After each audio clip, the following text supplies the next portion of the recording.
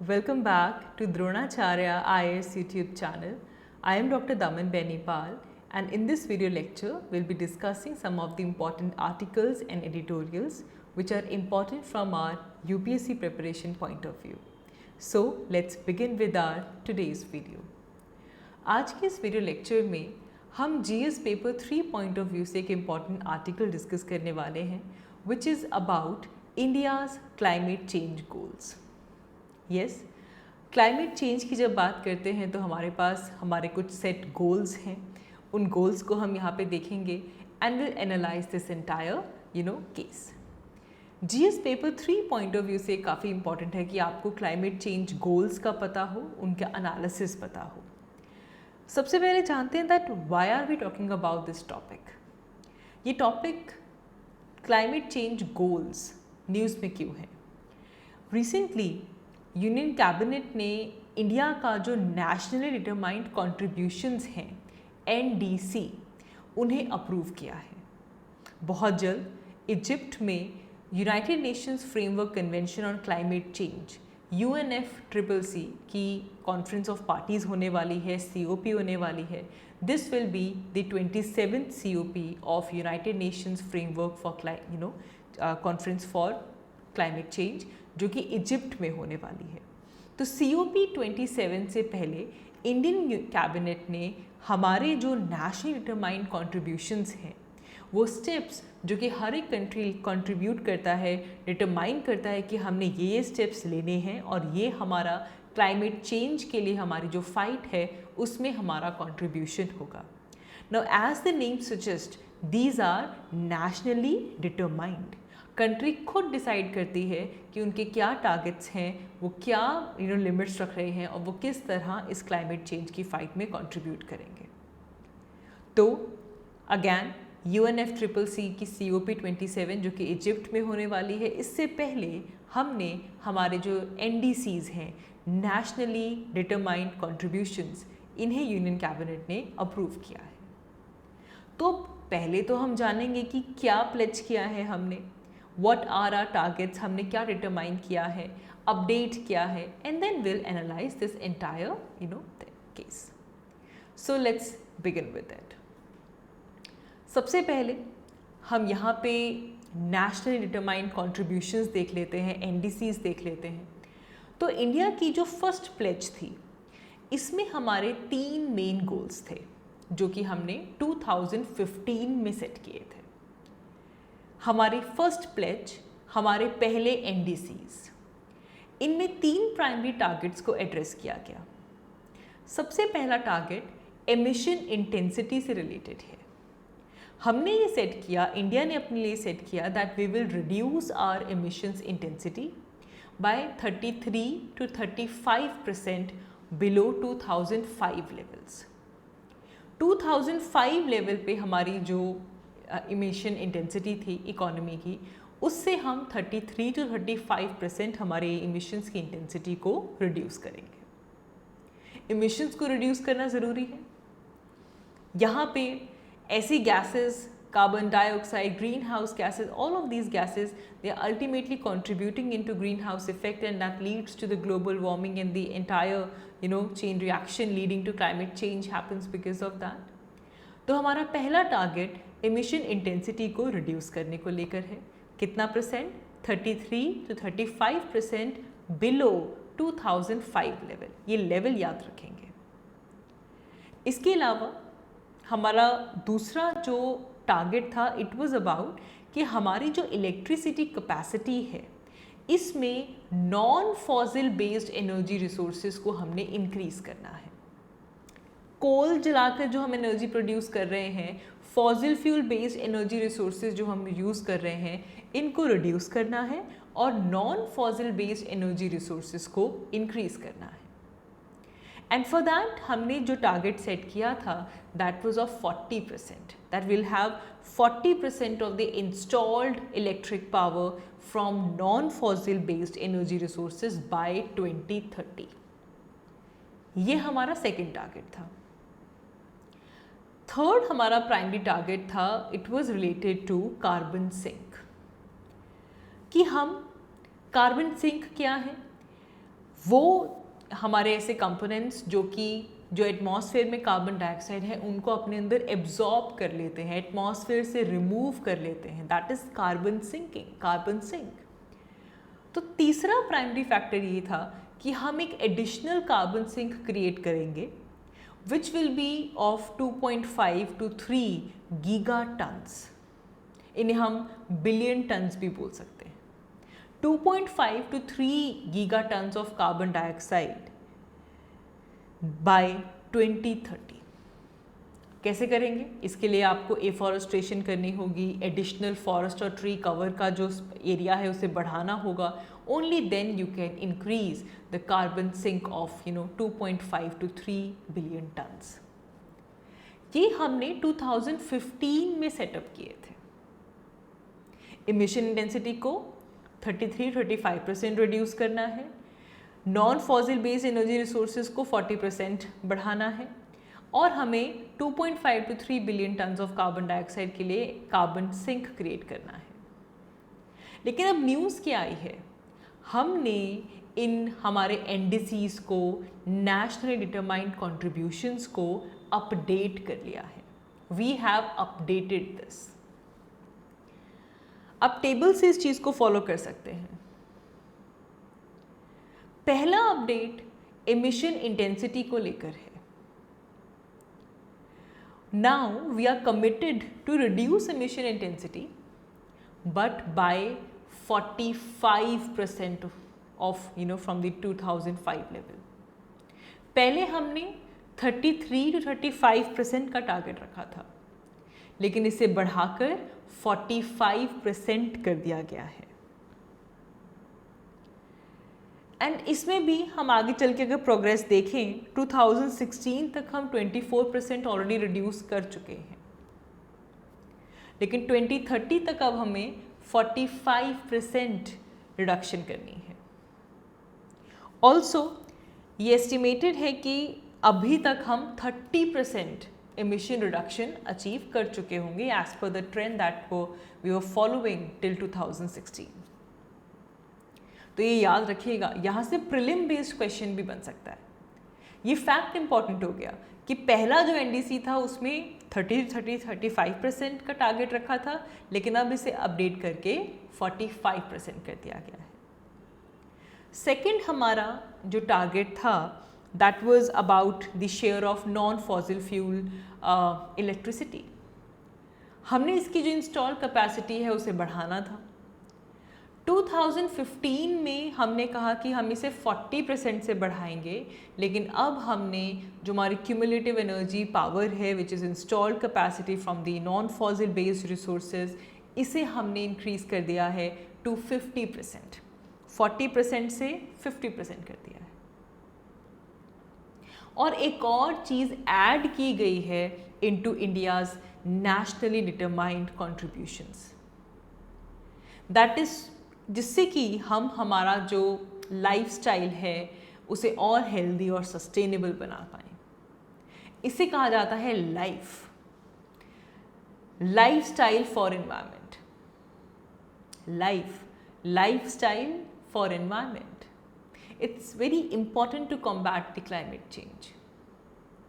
लेकिन यहाँ पे जो हमारा तीसरा फैक्टर था, कार्बन सिंक का जो फैक्टर था, इसमें कितना चेंजेस हुए हैं ये उतना क्लियर नहीं, मतलब इसमें चेंजेस नहीं हुए हैं। कितनी कंट्रीब्यूशन अभी तक हो चुकी है, अभी तक उसका हमारे पास उतना डाटा नहीं है, इट इज़ नॉट क्लियर। हालांकि जो 2022 में अभी रिसेंटली जो अपडेट्स हुए हैं एनडीसीज में, कार्बन सिंक के टारगेट में कोई अपडेट नहीं हुआ है, it is just same as earlier. अभी भी इसका टारगेट 2.5 to 3 बिलियन टन्स ही है। दोनों पहले दो में शिफ्ट हुआ है, एमिशन को 45% कर दिया गया है, और याद रखिएगा आपके जो नॉन फॉसिल इलेक्ट्रिसिटी है इसे बढ़ाकर 50% कर दिया गया है। So this is something that you should need to know. Apart from this, हम जब इन क्लाइमेट चेंज गोल्स की बात करते हैं, apart from these targets, prime minister is also said that at least 500 gigawatts of India's installed electricity generation capacity in 2030 will be based on non-fossil fuel sources. 2030 तक हमारी 500 gigawatts India की electricity installed capacity non fossil fuel sources से derive होगी. Also we have promised that it would ensure कि हमारे पास जो carbon dioxide की जो एमिशन थी which will be equivalent to around 1 billion tons, ये 1 बिलियन टन की कार्बन डाइऑक्साइड की एमिशन भी अवॉइड की जाएगी फ्रॉम नाउ ऑनवर्ड्स टू 2030. हालांकि ये अभी तक हमारे पास ऑफिशियल टारगेट्स में इनको कन्वर्ट नहीं किया गया है. We can see them as promises, and PM has also announced that we have this target of net zero target for India by the year 2070. देखो ये जो चीज़ें हैं ये आपको याद रखनी होंगी, because when you're writing an answer which is based on climate change and what are the steps that are taken, what are the goals that we have, you should know what goals we are planning. NDCs तो unavoidable है, वो तो आपको याद होना ही चाहिए. उसके अलावा जैसी ऐसी जो प्रोमिनेंट स्टेटमेंट्स आती हैं उनका भी हमें पता होना ज़रूरी है. अब यहाँ से हमें समझना होगा कि इसका सिग्निफिकेंस क्या है. अगर हम इन सभी टारगेट्स को अचीव करते हैं, इससे हमारा जो लो एमिशन ग्रोथ पाथवेज हैं वो इम्प्रूव होंगे, इकोनॉमिक ग्रोथ होगी but with low emission. It will also protect the interest of our country. हमारी जो फ्यूचर डेवलपमेंट है, जो हमारी वो सब किसके ऊपर बेस्ड होगी. अगर हम NDCs को अचीव करते हैं, टारगेट्स को अचीव करते हैं, our developmental needs will be based on the principles and provisions of UNFCCC, which is a very important conference convention for climate change. और ये जो स्टेप है कि हमने 2070 तक नेट ज़ीरो का स्टेटस अचीव करना है, this is a long term goal for India. और इस लॉन्ग टर्म गोल को अचीव करने के लिए ये जो हमारे NDCs हैं कि बाय 2030 हमने इतना अचीव करना है, we have to follow these successes, only then we can achieve these long term goals. अब क्योंकि जब हम यहाँ पे इनिशिएटिव्स की बात करते हैं, we need to act now, and we have this updated framework. इसमें गवर्नमेंट के इनिशिएटिव भी बहुत इम्पॉर्टेंट हैं. जो टैक्स कंसेशंस लगाई जाती हैं, टैक्स इंसेंटिव्स लगाई जाती हैं, लाइक फॉर एग्जांपल जो रिन्यूएबल एनर्जी की मैन्युफैक्चरिंग को प्रमोट किया जा रहा है, रिन्यूएबल एनर्जी की अडॉप्शन को प्रमोट किया जा रहा है, और इसके प्रमोशन के लिए, इसकी मैन्युफैक्चरिंग के लिए, इसकी अडॉप्शन के लिए प्रोडक्शन लिंक्ड इंसेंटिव स्कीम्स दी जा रही हैं. तो इससे इंडिया की जो मैन्युफैक्चरिंग कैपेबिलिटीज़ हैं वो इन्हांस होंगी. It is giving an opportunity for enhancing our manufacturing capability, and it will also help us to enhance the export. And then थोड़े दिनों पहले हमने ग्रीन जॉब्स डिस्कस किया था. It will lead to an overall increase in green jobs also. Renewable energy में, clean energy industries में, चाहे वो ऑटोमोटिव हो, लो एमिशन प्रोडक्ट्स की कंस्ट्रक्शन हो, electric vehicles, super efficient appliances, तो ग्रीन जॉब्स यहाँ पे इंक्रीज होंगी. ग्रीन हाइड्रोजन, ऐसी इनोवेटिव टेक्नोलॉजीज़ को लेकर डेवलपमेंट जो है वो आगे बढ़ेगी. अब ये जो अपडेटेड NDCs आए हैं, India will implement this over the period of 2021 and 2030. 2030 तक का हमारे पास टाइम है, and for that we will need some programs and schemes of relevant ministries and departments, and of course for that we'll need the support of states and UTs. The government has launched many schemes and programs जिससे कि हमारा जो adaptation है, जो mitigation actions हैं, दोनों के दोनों scale up हो पाए. इन स्कीम्स में अक्रॉस मैनी सेक्टर्स इन स्कीम को चलाया गया है. इसमें वाटर हो, agriculture, forest, energy, enterprises, sustainable mobility, housing, waste management, circular economy, resource efficiency and so on. There are so many sectors जिसके अंदर ये स्कीम्स और प्रोग्राम्स चलाई गई हैं. और इन मेजर्स की वजह से इंडिया प्रोग्रेसिवली हमारी जो इकोनॉमिक ग्रोथ है और ग्रीन हाउस गैसेस की जो इमिशन है, इनका जो लिंक है आपस में तोड़ रहा है. We are decoupling the economic growth from the green house gases emissions. So the initiatives are very important.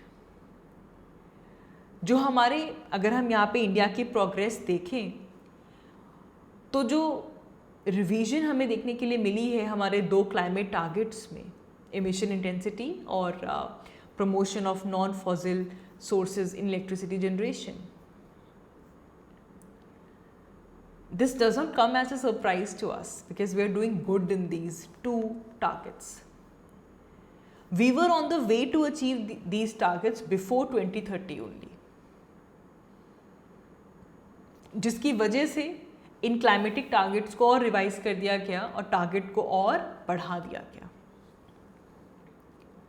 अगर हम एक एक करके डिस्कस करें, अगर हम यहाँ पे एमिशंस की बात करें तो 2005 लेवल से हम ऑलरेडी 24% हमारी जो एमिशन इंटेंसिटी है वो 2016 में डिक्रीज हो चुकी थी. एंड जैसे कि हमने पहले कहा, इट्स वेरी लाइकली कि हम अभी तक 33-35% अचीव कर चुके हैं या फिर बहुत जल्द करने वाले हैं. लेकिन अब जो ये बढ़ाकर 45% कर दिया गया है, जो हम फर्दर अगर 10 to 12% रिडक्शन यहाँ से करते हैं, this will help us to meet the new target. But it is not challenging because हम अभी तक ऑलरेडी 35% तक पहुँच चुके हैं. We are on the right track and therefore we have increased the limit also.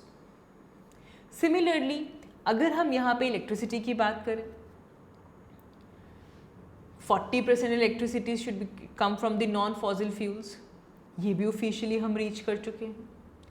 अगर हम यहाँ पे पावर मिनिस्ट्री का डाटा देखें तो ऑलरेडी हमारे पास जो करंट इंस्टॉल इलेक्ट्रिसिटी कैपेसिटी है which is of 403 gigawatt, it is now powered by non-fossil fuels.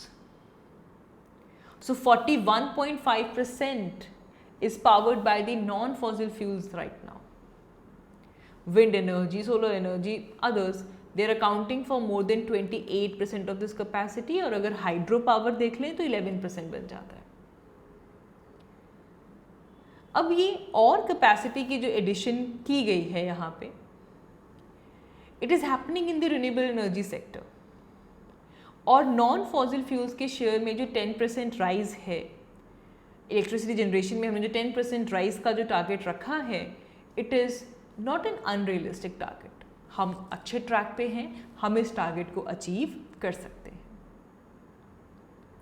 ना. जब हम क्लाइमेट चेंज को लेकर टारगेट्स की बात करते हैं तो रिसेंटली ग्लासगो, हमारे पास ग्लासगो में 2 promises किए गए थे. India announced that India's non-fossil fuel electricity generation capacity would touch 500 gigawatts in 2030. ये एक टारगेट था कि 2030 तक हमारे जो non fossil fuel electricity generation capacity है वो 500 गीगावाट्स तक पहुंच जाएगी.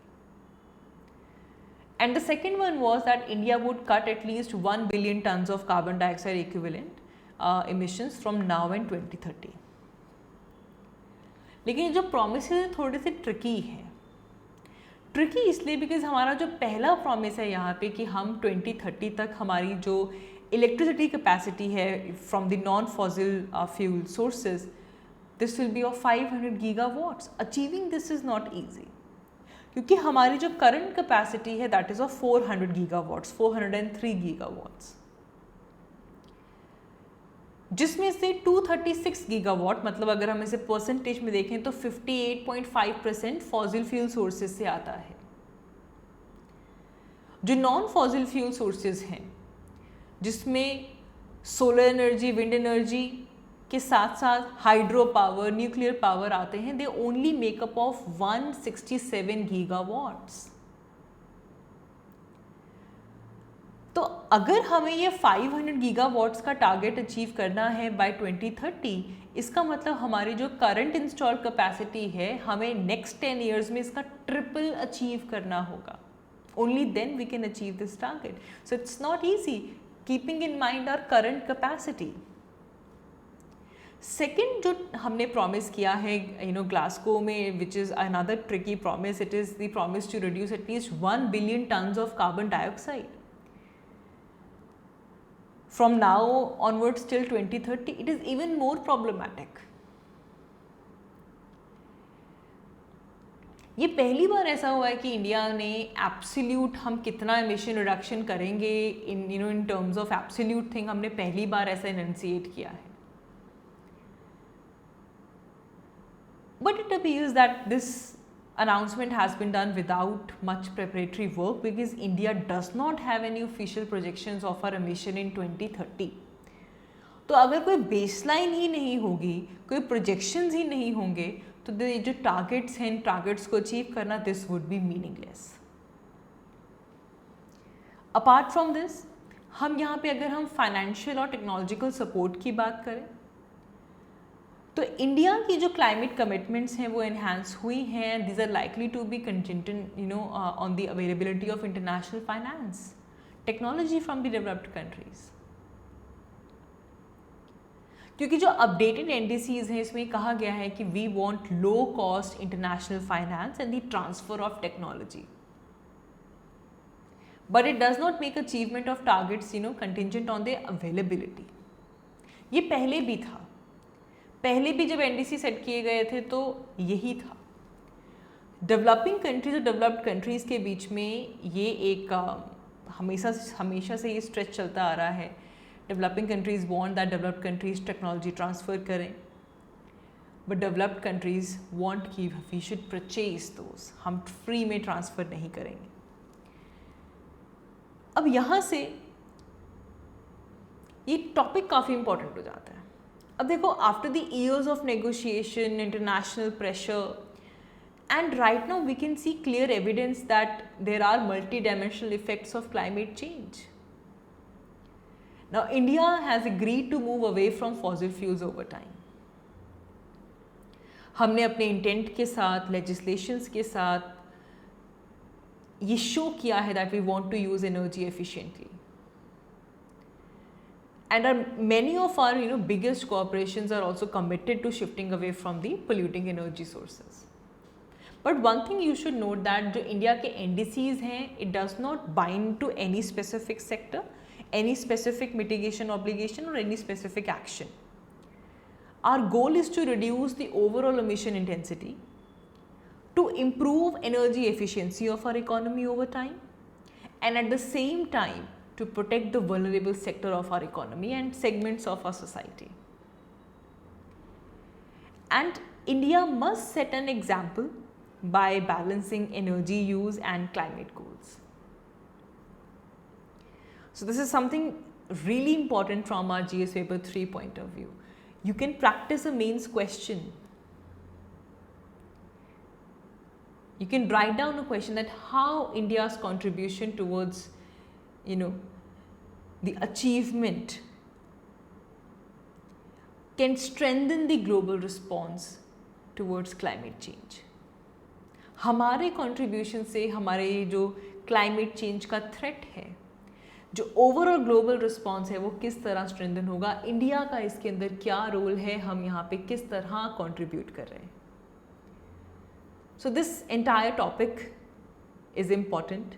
आप प्लीज़ इसे लिखिएगा, इसे अपने शब्दों में सम अप कीजिएगा. It is important. So that is all for this video. आज की इस वीडियो के लिए इतना ही. Thank you so much for watching. I will see you all in my next one. Thank you.